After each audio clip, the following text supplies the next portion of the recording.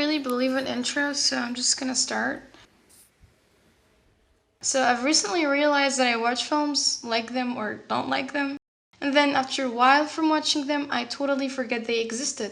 I don't like instant pleasures. Do something that makes you entertained and then totally forget about it. At least when it comes to films, or any other type of art in general. I guess one has to give value to an artwork, not just because of the effort it took its creators to make it happen, but because there's always something you can find when dissecting them.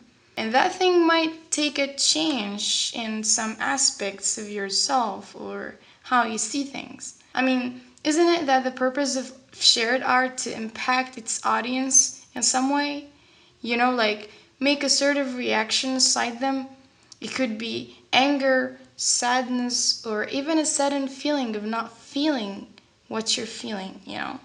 I mean, you can watch a film that may impact you in a way, you'll feel it, but because you don't really dissect that thing that made you feel it in the first place, you'll never come to understanding it, I guess.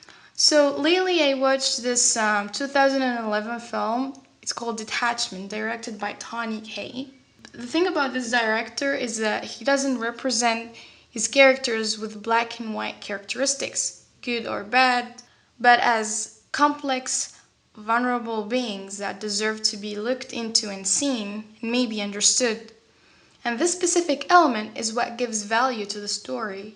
It's like you're not manipulating your audience to think like you think, but instead you take your subjective view and replace it with how things are. Anyways, going back to Detachment, I can safely say that this film is now on my top 10 favorite films of all time. The film stars Adrian Brody as Henry Barth, that is a detached and emotionally wounded individual with troubled memoirs, which prevent him from forming meaningful connection with people, the reason why he chose to work as a substitute teacher.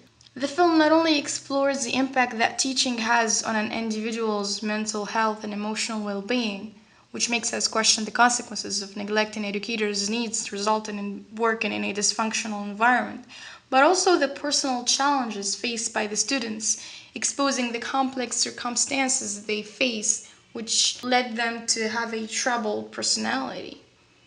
Due to the protagonist's non-judgmental character, he finally succeeded in creating a bond with someone, a teenage prostitute named Erica.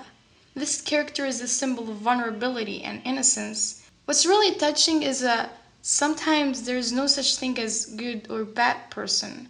Everyone deserves a chance to be seen for who they are and not for what society made them to be. Barths represents that one teacher that we all had at some point, maybe, and helped make a change in our lives. Sometimes the only thing or the only characteristic you need to have as a teacher is to just be compassionate. You don't even have to be a good teacher. You don't have to, I don't know, like, you don't have to be smart. You don't have to know how to teach. You just need to be compassionate and understanding of your students. Because what's most important than learning is to be understood. I guess maybe.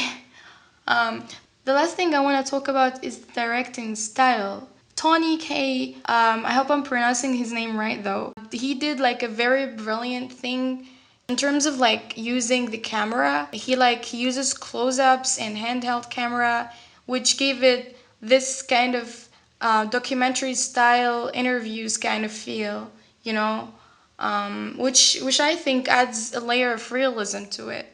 And yeah, obviously helps the viewer or the audience to experience the film more intimately, I guess. Yeah, last but not least, I just want to point out that I'm not particularly critical and a bit kinder to movies than most people. Part of it may be because that I bear in mind the effort it took someone to create something, let alone films. Or maybe because I just haven't watched that many films in my life, which impacts my overall judgment and critical thinking. Alright, see you soon in another video. Maybe, I guess. Hopefully another review of a film or whatever.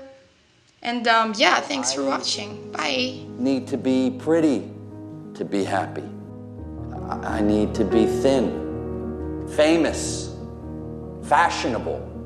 24 hours a day for the rest of our lives, The powers that be are hard at work, dumbing us to death. So, to defend ourselves and fight against assimilating this dullness into our thought processes, we must learn to read, to stimulate our own imaginations, to cultivate our own consciousness, our own belief systems. We all need these skills to defend, to preserve our own minds.